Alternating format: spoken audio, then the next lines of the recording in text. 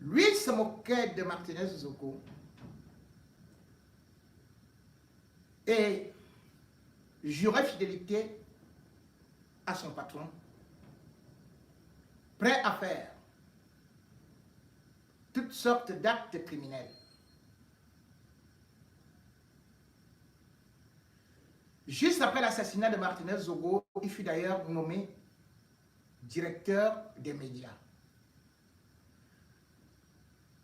Mais aujourd'hui, on veut faire croire qu'il est devenu paria du groupe L'Anecdote, lui qui pourtant porte encore le titre de directeur des médias de l'Empire Amogobelinga. Bruno Bidjan est devenu le seul journaliste qui n'est pas seulement en prison pour ses délits d'opinion, mais beaucoup plus pour des assassinats. Assassinat de Brian Fombor, voilà Bruno Bidjan qui se retrouve en prison. Assassinat de Martinez Zogo, ou plutôt en cellule. De Martinez Zogo, toujours au mois de février, le mois d'anniversaire de leur champion Paul Biya, il va généralement fêter ça en prison, en cellule. Il a donc encore été pris, cette fois-ci. Et il y a une confusion qui règne depuis, puisque cet homme, qui à la veille même de sa capture, était porté disparu, avait déconnecté tous ses téléphones et avait pris la poudre des scampettes, savait bien qu'il y a quelque chose qui est en train de se préparer contre lui et il savait bien que les taux se resserrent autour de lui, d'autant plus que les derniers moments de l'enquête de l'assassinat de Martinez Zogo sont en train de sonner.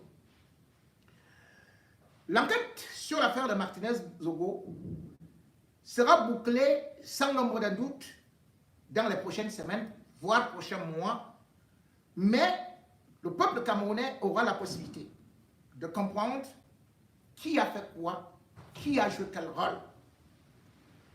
Pour l'instant, on se pose des questions sur d'abord la libération sous condition de Bruno Bidjan et encore son arrestation.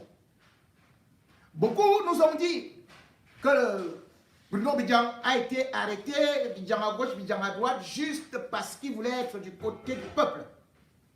Et du côté du peuple, il a donc fait une vidéo pour dénoncer les prix élevés de carburant. Et il était devenu donc celui-là qui se souciait des problèmes élémentaires de la basse société, de la basse classe. Bref, présenté ainsi, Bruno Bidjan était verni comme un homme ayant un cœur de générosité, se préoccupant des difficultés des autres qui n'ont pas aussi de gros salaires et qui triment pour pouvoir joindre les deux bouts. Sauf que il est arrêté le 6. Il arrive au 7 donc. Bon, il est transporté au 7. Du 7, il est entendu le 7 février. Et puis Bruno Bidjan est présenté au commissaire du gouvernement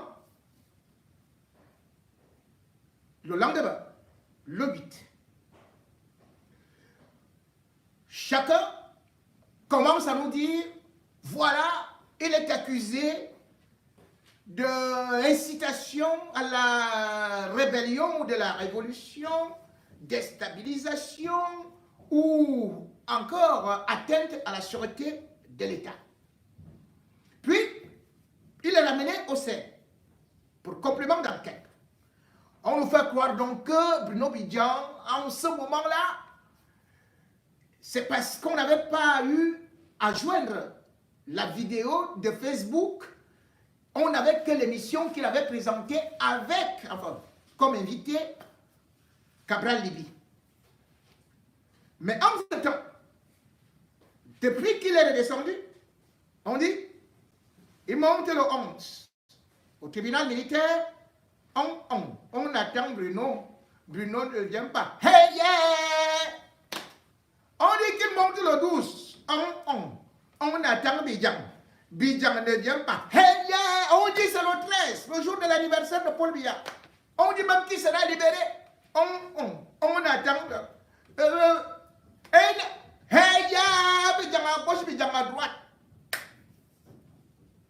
Par la suite, on nous dit c'est fini parce qu'il a déjà signé une lettre d'excuse et aussi un engagement sur l'honneur qu'il ne fera plus de vidéos contre le régime en place et patatras et qu'il va enfin retrouver Ivana et Somba, Belinga, Fombor, Bidjan à gauche, Bidjan à droite, à la maison. On sort des chandelles, on met le champagne au frais, on attend, Bidjan à gauche, Bidjan à droite, Bidjan ne vient pas. Et même l'enfant qui devait naître, l'enfant commence déjà à parler que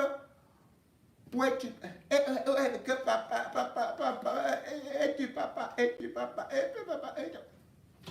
L'enfant parle déjà dans le ventre d'Ivana. L'enfant bouge déjà jusqu'à donner des coups de patte qui veut voir ses multiples pères parce que lui, il ne peut pas venir comme ça là et il entend que ses multiples pères sont tous en prison. Mais qu'est-ce qui arrive donc à Bruno Bidjan? Comment pouvez-vous expliquer que quelqu'un qui a été transporté au tribunal militaire et par la suite d'ailleurs, Belinga Serlan a eu à tout diluer. Ce n'est même plus atteinte à la sûreté de l'État. C'est déjà fausse nouvelle. Ce n'est même plus incitation à la rébellion, à la sédition, à la révolution. C'est déjà tout simplement rébellion.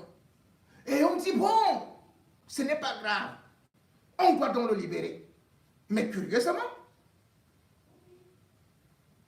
Bruno Bidjan qui était encore attendu, mercredi, Bruno Bidjan qu'on avait déjà préparé, on avait déjà fait le poulet braisé et qu'on sort, n'est toujours pas là. Mercredi, on a fait le poisson braisé, avec, bien sûr, le sanga. Bruno Bidjan n'est pas là. Le jeudi, on a fait le porc épic. Bruno Bidjan n'est pas là. Vous comprenez donc ce que je vous disais. L'affaire Bruno Bidjan, loin de ce qu'on vous raconte, il y a des dessous et surtout, il y a des accusations graves. Bruno Bidjan avait d'ailleurs été libéré juste parce que les hommes des hommes avaient magouillé avec non seulement Belinga Serlan, mais aussi avec Sikati Gombo. Il lui était bien évidemment interdit de se livrer à certaines activités, sachant qu'il doit se mettre à la disposition de la justice. Mais arrivé à l'extérieur, Bruno Bidjan, profitant du fait que Zomlo des Zomlo est en prison, il est devenu le super grand patron et se voyait déjà même récupérer la télévision. Derrière le communiqué des hommes là, c'est aussi ce qu'on peut parler de trahison et même du conspiratisme. Dans le communiqué qui a été rédigé, eh bien c'est Bonnet Philippe, actuel directeur de la télévision, qui l'a rédigé. Le homme là des hommes là prétend que s'il a fait ce communiqué, s'il a laissé faire ce communiqué par téléphone, c'est parce qu'il voulait protéger Bidjan à gauche, Bidjan à droite, se protéger lui-même avant le procès, pour que cela ne s'aggrave pas, et aussi pour protéger les autres, la télévision, pour qu'elle ne soit pas fermée. C'est donc un jeu. D'où le retrait de Maître Tchungan pour défendre Bruno Bidjan à gauche, Bruno Bidjan à droite. L'assassinat de Martinez Zogo a un lien étroit avec Bruno Bidjan. Et Bruno Bidjan est celui-là qui est le ventre de Zomlor. Il connaissait toutes les opérations. Il connaissait ce qui se passait exactement. Et d'ailleurs, dans les dossiers noirs, je vous donnerai encore beaucoup plus d'autres éléments. Mais cependant, le Zomlo des Zomlor savait pertinemment que Bruno Bidjan n'allait que l'écouter avec une certaine fidélité, puisqu'il partait souvent prendre, bien sûr, des recommandations auprès des Zomlor des Zomlor. Or, avant son arrestation, il n'était plus allé en prison. Et au niveau de la télévision, il y avait déjà des camps qui s'étaient formés. Et celui qui devenait déjà subitement plus fidèle aux hommes des hommes était donc Boné Philippe. Bidjan à gauche, Bidjan à droite. Par contre, a formé son clan, le clan des durs, le clan avec lequel il se disait que, puisque en trahissant peut-être et en disant beaucoup d'autres choses au tribunal militaire, eh bien lui, il aura la liberté définitive et le Zomlo des Zomlo va rester en prison. Quand on voit donc ce qui se passe aujourd'hui, Bruno Bidjan subit justement ce que le Zomlo sait faire le plus. Vous utilisez comme ces chaussettes et dès qu'elles sont trouées, ils vous jettent. Bidjan à gauche, Bidjan à droite reçoit uniquement la visite d'Ivana. Et le pire, c'est que dès que Bidjan a été arrêté, il a détruit tout son réseau. Pourquoi? Avant son arrestation, il faut savoir que lorsque Martinez a assassiné, Bruno Bidjan passe devant Boné Philippe.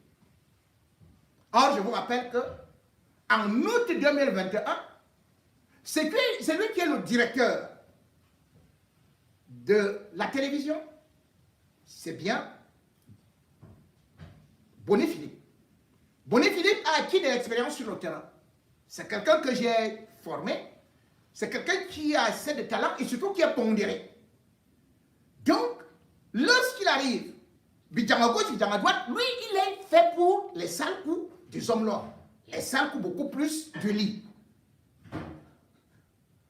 Mais sur le plan professionnel, celui qui connaît le travail, c'est Boné Philippe.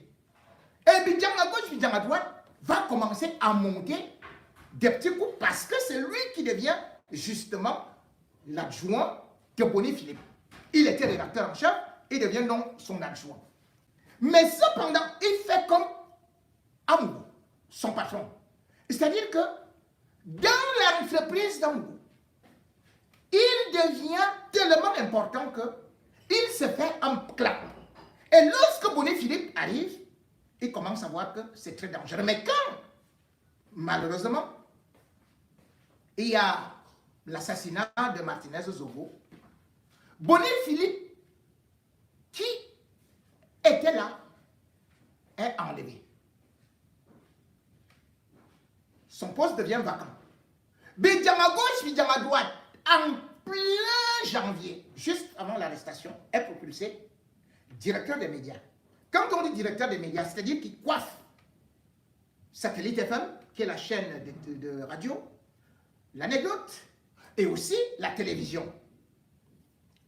Boné Philippe, lui, il a envoyé à la direction commerciale, ce qu'il ne savait pas faire. Mais au mois de mai, lorsque les hommes des hommes commencent à comprendre que Bidjan à gauche, Bidjan à droite est en train d'empiéter et même de devenir le vrai boss, il fait des réunions, il exige ci, il exige ça. Il va enlever Boné Philippe sur la demande de Bidjan à gauche, Bidjan à droite. Boné Philippe ne va pas bien prendre ça. Parce que lui, en tant que directeur de télévision, il se dit quand même qu'ayant de l'expérience devant le petit Bruno Bidjan, qu'on lui doit du respect. Mais Bruno Bidjan, non seulement occupait déjà le poste de directeur des médias, des 3 médias, mais aussi utilisait son pouvoir parce que le poste était vacant pour être le directeur de la télévision. Et quand maintenant Boni Philippe revient, c'est la guerre. La guerre déclenche. Boni Philippe va s'imposer. Il veut punir un des gars de la télévision ou le suspendre. Bruno Bidjan enlève la sanction. Il dit, mais pour punir, c'est moi le boss. Il faut se référer à moi. Sans ça, allez, il te rétablit. Et parmi ces lieutenants, il y a des gens comme Raoul Bia qui sont avec lui, qui sont convaincus qu'ils vont prendre le pouvoir. Bref, dans ce clan-là, Boni Philippe va donc tisser aussi son réseau. Et lorsque Bruno Bidjan tombe, c'est lui qui appelle donc les hommes-là. Qu'est-ce qu'on fait? Parce que là, et tout, qu'est-ce qu'on décide donc? Le clan Bruno Bidjan est balayé. Ça fait que celui qui lui était fidèle, Norbert Ebodé, qui était rédacteur en chef, on l'écarte. Deuxième des choses, Inès Belinga, qui était aussi là et qui sortait avec les hommes-là. Et d'ailleurs, actuellement, elle a un bébé, je vous avais dit ça, et félicitations à elle. Soit dit et soit précisé qu'elle avait été nommée en même temps que Bruno Bidjan. Elle a été propulsée et tout ça, au rang de directrice de l'information, ou alors directrice adjointe de l'information. Elle est balayée. Une autre qu'on appelle Owono, Crescence. Elle était dans l'animation, toujours dans le clan de Bidjan à gauche, Bidjan à droite. Allez, balayée. Maintenant donc, on revient avec des gens comme Toulou Christine. Toulou Christine qui pourtant, on a fait semblant qu'elle allait au niveau de congé technique, comme ils utilisent l'emploi. Elle revient. On la donne. Non seulement c'est elle qui s'occupe maintenant de ce qu'on appelle la communication porte-parole des hommes-là, mais surtout, elle devient directrice adjointe de la télé. Ça veut dire quoi? Boni Philippe, directeur de la télé. Christine Toulou, directrice adjointe, et c'est elle qui présente aussi le journal de 20h. Voilà donc comment est-ce que le clan Boni Philippe rentre, se met en haut, et Raoul Bia, Jean-Michel Cancan, lui, il comprend que les carottes sont cuites. Parce que c'était une vraie guerre de clans là-bas. Donc le clan Boni Philippe vient de remporter parce que les hommes sait pertinemment que Bruno Bidjan finira en prison lorsque les débats sur l'assassinat de Martinez vont s'ouvrir. Même comme lui-même cherche à se sauver. Mais ce sera difficile parce que même s'il est libéré, puisqu'il calcule de partir à l'extérieur du pays cette fois-ci, mais il n'aura pas de possibilité parce que son passeport sera retiré. Boni Philippe, donc, actuellement, il s'est assis. Mais Bidjan à gauche, Bidjan à droite qui crânait là, il pleure donc. Et il regrette et il dit que Amougoula a trahi. Amougoula a utilisé. C'est la même chose pour Raoul Christophe Bia. Raoul Christophe Bia, voilà les gens que le Somla utilisait pour insulter les gens. Avec Bruno Bidjan. Voilà les gars qui se sont mis à dos tous leurs collègues et confrères. La preuve, c'est que vous voyez que, bien évidemment, les journalistes ne les soutiennent pas. Raoul Bia arrive, donc le vendredi, à Vision 4. D'abord, il salue les gens ne le regardent pas. Et il est déjà fâché parce qu'on a nommé d'autres grands reporters. Or, il était le seul grand reporter. Et dans l'affaire, dans les nominations, il s'est dit, mais c'est pas possible. Lui, il n'est pas nommé. Puisque même Martial Owona, qui avait été chassé, il est nommé. Il comprend donc que le Somlo ne veut plus de lui. La dernière fois, avant de partir, parce qu'il partait rendre visite aussi aux Somlois, il avait demandé aux Somlois que lui aussi, il voulait la nomination. Somlo ne l'a pas nommé. Il est donc arrivé. Pourquoi est-ce que Somlo ne le nomme pas? Parce que Somlo sait qu'il est un agent de Bruno Bidjang, qui est devenu aujourd'hui son vrai concurrent. Et il arrive donc à Vision 4. Personne ne s'occupe de lui. Avec ses mots agressifs et tout et tout. Le même jour qu'il est rentré de la Côte d'Ivoire, hein, il est arrivé là-bas. 2 heures de temps après, il a retiré son numéro de tous les forats. Puis, il a fait son communiqué, il est retourné à Bamongola. Sauf que, mauvais calcul, il était conscient que ce qu'on lui avait dit, qu'on allait directement le recruter en Côte d'Ivoire, on lui demande maintenant donc son CV. Le CV, le seul endroit où il a travaillé, c'est Vision 4. Et il était à l'ISAM. Il n'a pas fini sa formation là-bas. Et maintenant, en Côte d'Ivoire, les télévisions sérieuses qui disaient qu'il est le meilleur reporter, grand reporter du Cameroun, regarde tout simplement, les reportages, c'est scandaleux. Ils disent que ce n'est pas le journalisme. Il est donc là-bas à Obabangola. Il n'a même pas 5 francs pour manger les beignets. Son ami a demandé la bouillie à sa femme. La bouillie avec, avec les haricots, le haricot, avec les beignets. Ivana n'est pas parti lui donner cela. Ceci devrait montrer à certains journalistes qui font des missions sales que lorsque vous salissez votre parcours, vous n'aurez pas d'avenir. On ne va pas vous prendre ailleurs. Raoul Kissobia est à Vision 4 depuis 4 ans.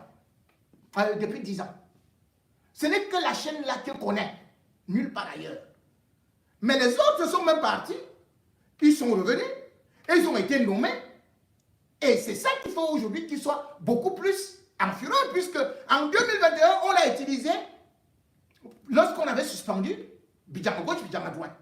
On avait suspendu Bidjang à gauche, Bidjang à droite en disant que oh, il a parlé ceci. Parce que le Somlo avait poussé Bidjang à gauche, Bidjang à droite à aller faire quoi? Un reportage.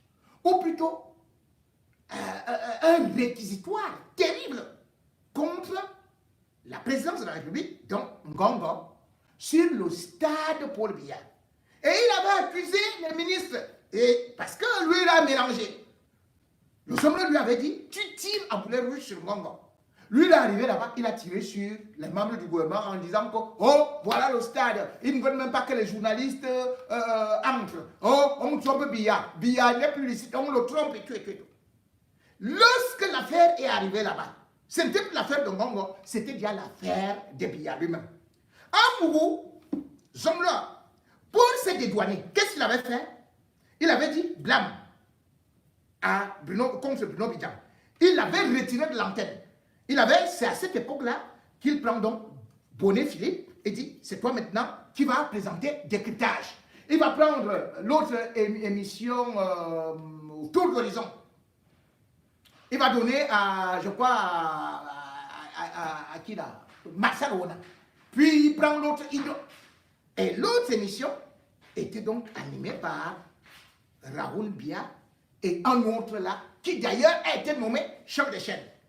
Raoul Biya est donc furieux que, mais c'est quelle histoire ça? Moi, on m'a envoyé dans des faux villages pour aller faire le reportage des chaussures. On m'a demandé d'insulter le Valsero. Je ne peux même plus aller quelque part. Hein? On m'a dit que ceci et cela. Voilà, Amourbelinga m'a exploité. Amourbelinga m'a insulté. Amourbelinga fait que je ne peux même plus me balader, même dans un marché. Le voilà qui est donc en train de pleurer. Zomlo est fâché parce que il attendait au moins que le gars aille s'agenouiller là-bas en prison. Or, monté par Bijam à gauche, Bijam à droite, qui avait déjà vu comment est-ce qu'on a récupéré Télé Sud, Bruno Bijam à gauche, Bijam à droite, lui cherchait déjà d'autres sponsors pour lui-même s'acheter maintenant les investissements de Zomlo. Parce qu'il s'est dit que le Zomlo est tombé et qu'il n'y a plus de l'argent. Donc, il a des ambitions, il a de longues ambitions. Maintenant, qu'est-ce qu'ils vont faire? Puisqu'ils sont liés par le sang.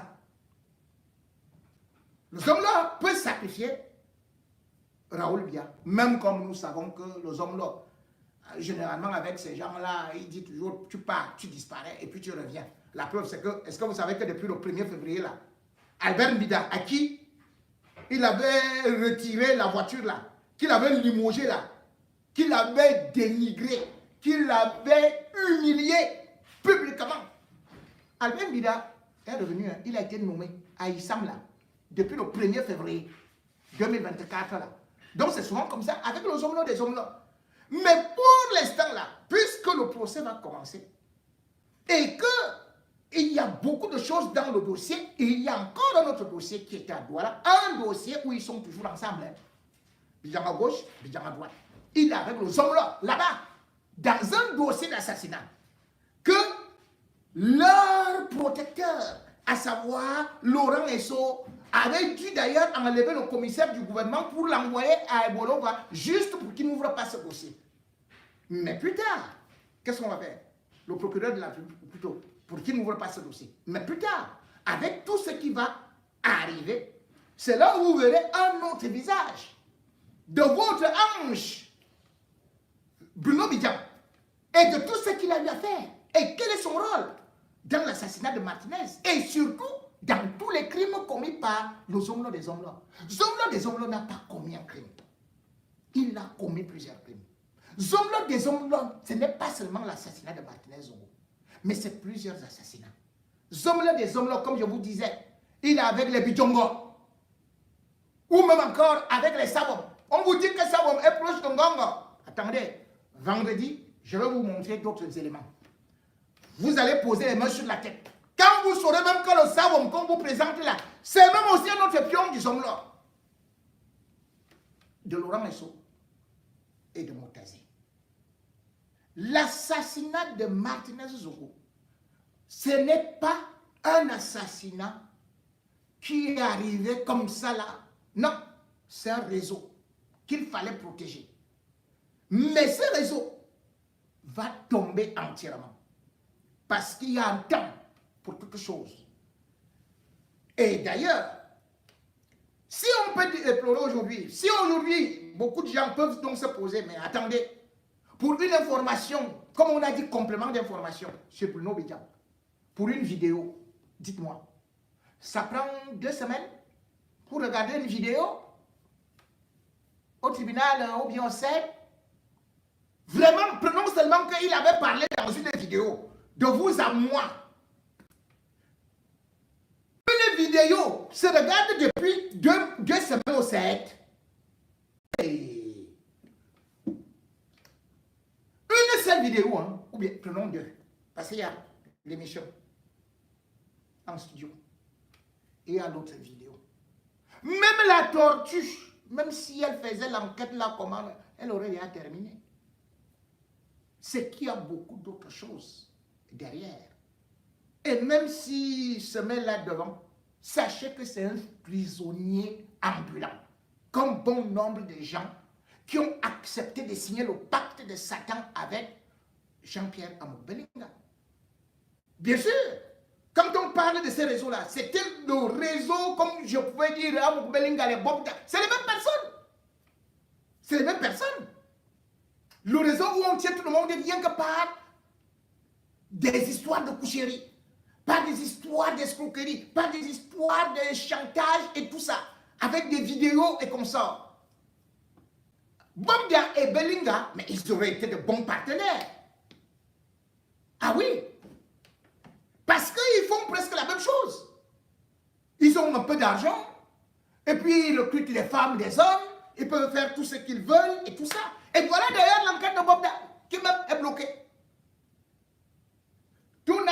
s'est dégradé. On a arrêté Bobda depuis le 30 janvier. Nous sommes quand aujourd'hui? On est parti avec le au tribunal militaire. On a dit c'est grave. Oh yo, vous allez voir et tout et tout et tout. Et il y avait quoi chez Zumanto ou bien 1000 combien de quoi là? Il disait qu'il a combien de témoignages? Plus de 1000 témoignages. On est allé avec ça au tribunal militaire.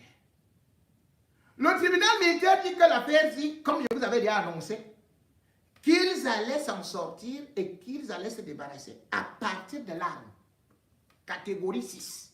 C'est-à-dire, et vous voyez, c'est ce qui s'est passé. Moi, je vous dis toujours ce qui va se passer. Hein.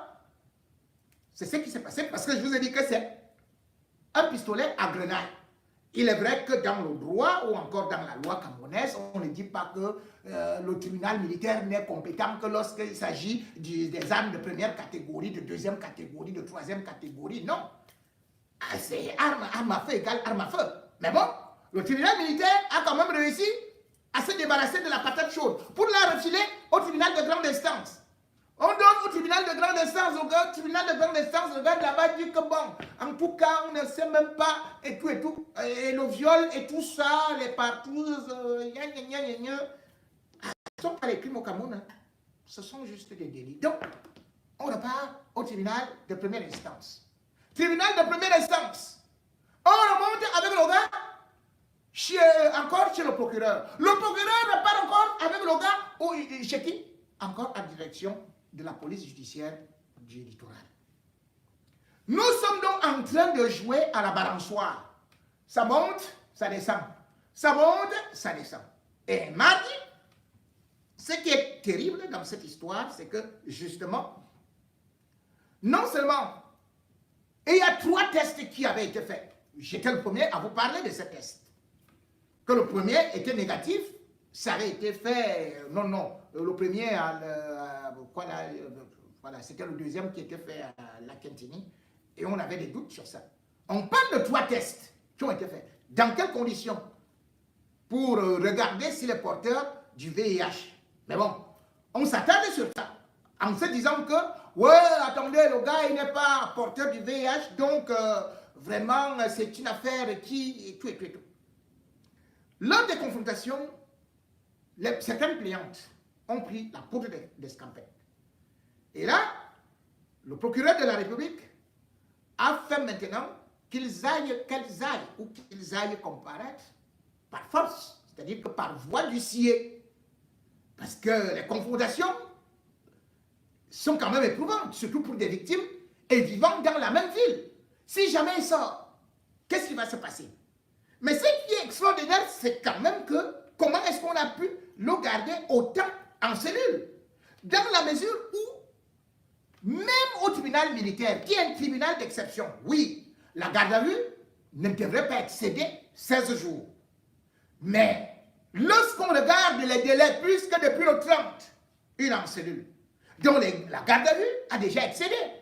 Le procureur n'avait qu'un seul choix. Soit le relaxer, soit alors le déférer. Que de le garder là. Et d'ailleurs, aujourd'hui, son avocat, maître Tamfou, profite pour entrer et pour dire justement dans cette petite sortie-là, pour dire que, attendez, mon client a déjà mis beaucoup plus de temps par rapport à la loi, par rapport aux règles sur la garde à vue. Mais pourquoi est-ce qu'il n'a pas été déféré?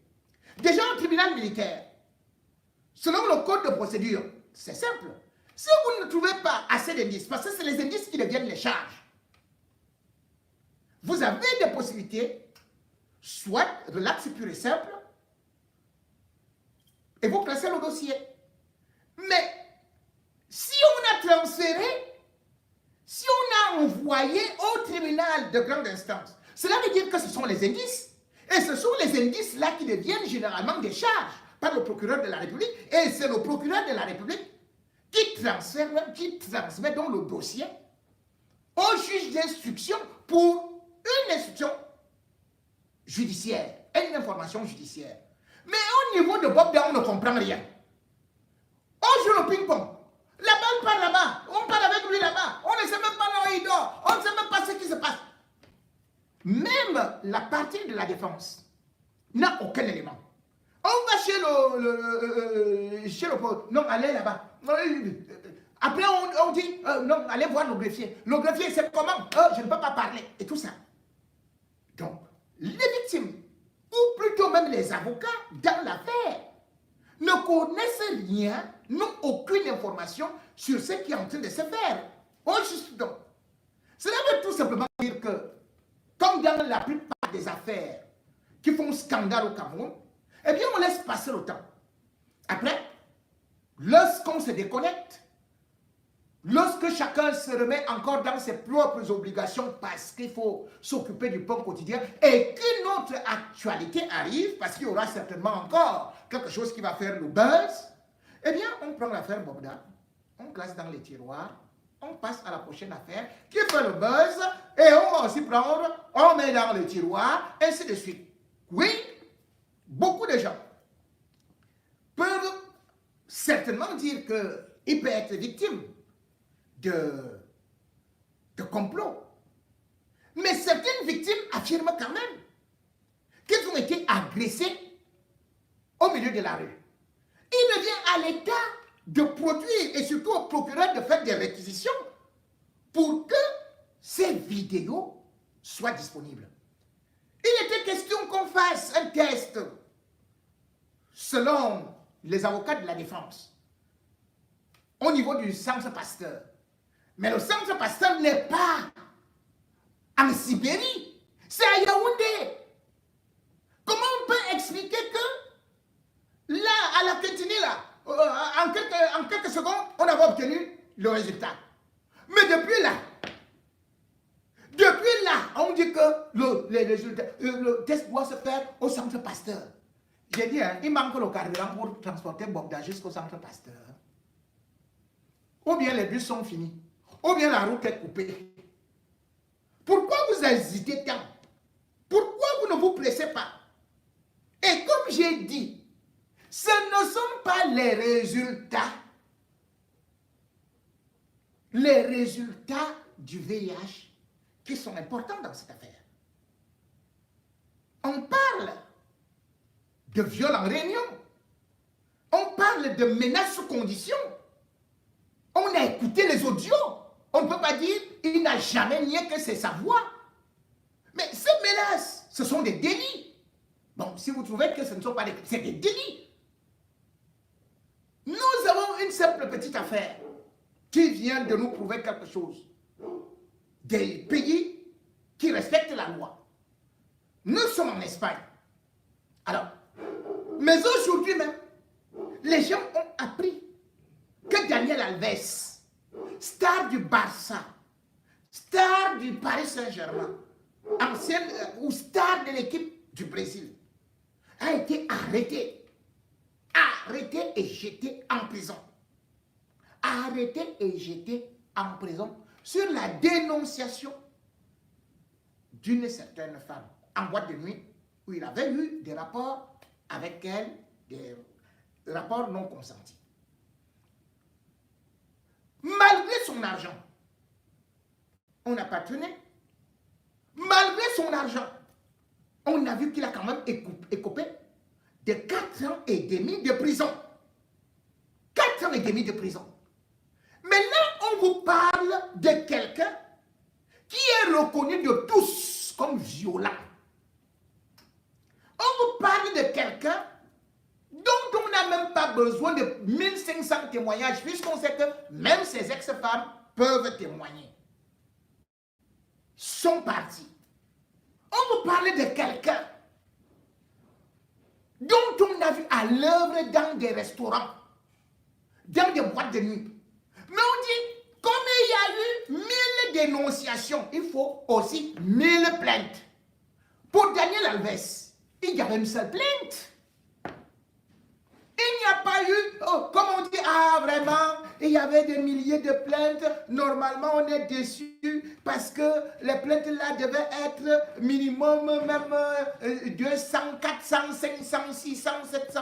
Sachant qu'au Cameroun, les victimes ont honte. Et sachant qu'au Cameroun, les victimes ne sont pas protégées. Et sachant qu'au Cameroun, la victime finit par faire même la prison parce qu'on va te dire que faux témoignage. Et que demain ou après-demain, on peut même abattre la victime. Elles sont au courant. Mais les éléments qu'on a pu avoir, qui sont concrets, est-ce que cet homme avait une arme, fut-elle factice? Qu'est-ce qu'il faisait avec cette arme? C'était des menaces sous condition. Même si vous allez dire que non, l'arme là ne tuait pas, non, ne pouvait pas tuer l'éléphant. Mais quand vous avez déjà une arme, même un couteau, on ne vous condamne pas. Un boulot comme ça, un gaillard, il avait cette arme-là pour quoi faire? Ça lui servait à quoi? Il travaille où pour être inquiété? Lui qui pourtant a fait des arts martiaux. N'importe quel enquêteur va arriver à une conclusion, c'est que cet homme est dangereux. On ne peut pas continuer à protéger des hommes dans la société qui font peur.